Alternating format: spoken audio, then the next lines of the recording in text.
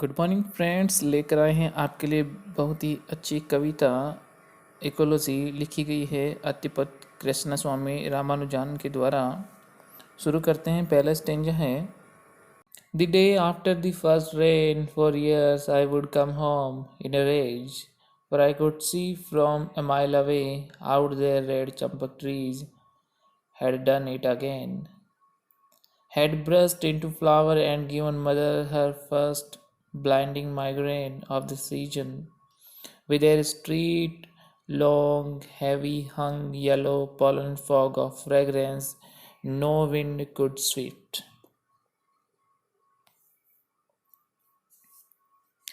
पहली बरसात के ठीक बाद वर्षों से मैं क्रोध में घर आता हूँ, क्योंकि मैं एक मील दूर से भी देख सकता हूँ कि लाल चंपक के वृक्षों के साथ फिर वही हुआ है। उन पर फिर फूल खिल गए और माँ को इस वर्षा ऋतु का पहला माइग्रेन दे दिया गया। फूल खिल गए, उसका पीला पराग अपनी तीव्र सुगंध के साथ कोहरे के समान एक मोटी चादर के रूप में साड़ी सड़क पर फैल गया, जिसे कोई हवा भी दूर नहीं कर सकती। दूसरा है।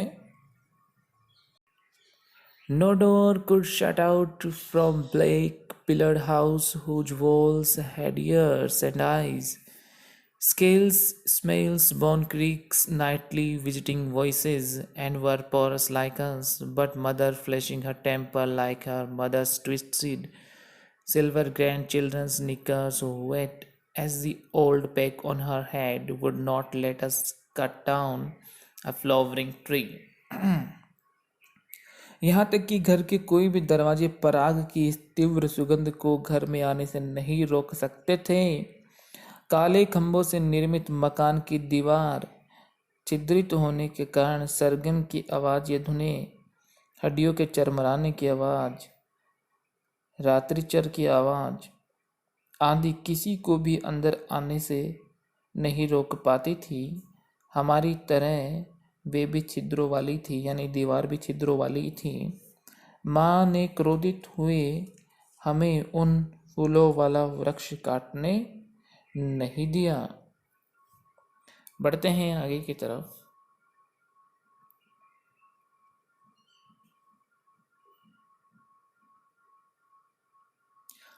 Almost as old as her, she said, bypassing birds' providential droppings to give her goats and her daughters and daughters' daughter basketfuls of annual flower, and for one line of cousins a dower of migraines in season.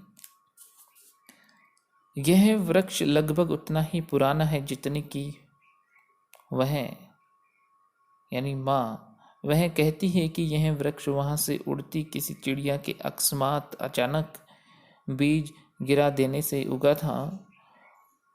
उन्हें उनके भगवान पुत्रियों और उनकी पुत्रियों के लिए टोकरी भरकर प्रत्येक वर्ष फूल देने के लिए, और उनकी पीढ़ी के उनके सभी बहन भाइयों को उस मौसम का प्रकृति का उपहार देने के लिए।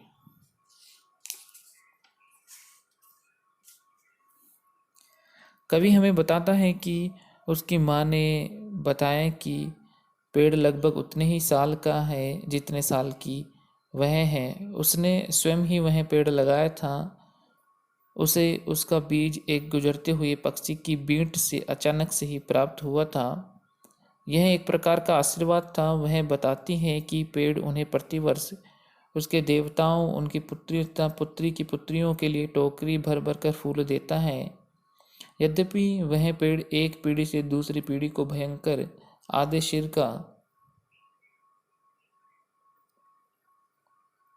दर्द विरासत के रूप में या दहेज के रूप में देता था, फिर भी कवि की माताजी उसे काटने नहीं देती थी। देखिए स्पेलिंग्स हैं।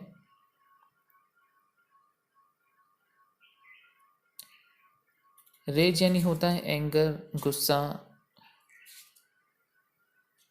ब्रस्ट इनटू फ्लावर मतलब होता है फूल खिलना। ब्लाइंडिंग माइग्रेन यानी होता है बहुत ही खतरनाक दर्द। स्ट्रीट लॉन्ग हैवी हंग का मतलब है लाल चंपक की तीव्र सुगंध जो पूरी सड़क पर फैली होती थी। पोलन का मतलब परागकण होता है। फॉग यानी धुंध, कोहरा, मिस्ट होता है। पिलर्ड हाउस मतलब होता है पिलर से बना हुआ, खंभों से निर्मित घर। ईयर्स एंड आईज उसके छिद्र हो गए। स्केल हो गई ट्यून या कोई धुन हो गई, सरगम हो गई, नोट हो गई। बोन क्रीक हड्डियों के चरमराने की आवाज़। पोरस यानी छिद्र वाली दीवार होती हैं। फ्लैशिंग हर टेम्पर का मतलब गुस्से से। सीडेड मतलब बीज से निकला हुआ। प्रोविडेंशियल ड्रॉपिंग मतलब अचानक से किस चीज़ का गिरना। और and for one line of cousins मतलब पूरी की पूरी generation. Dower of migraine in season का मतलब the flood of migraines that the girl set is like a dowry in that season, यानी उन्हें वह एक तरह से, जिस तरह से लड़कियों को माइग्रेन होता है, तो वर्षा ऋतु में चंपक के फूल खिलने पर प्रत्येक वर्ष यह उनके लिए उस ऋतु के दहेज के समान बताया गया है।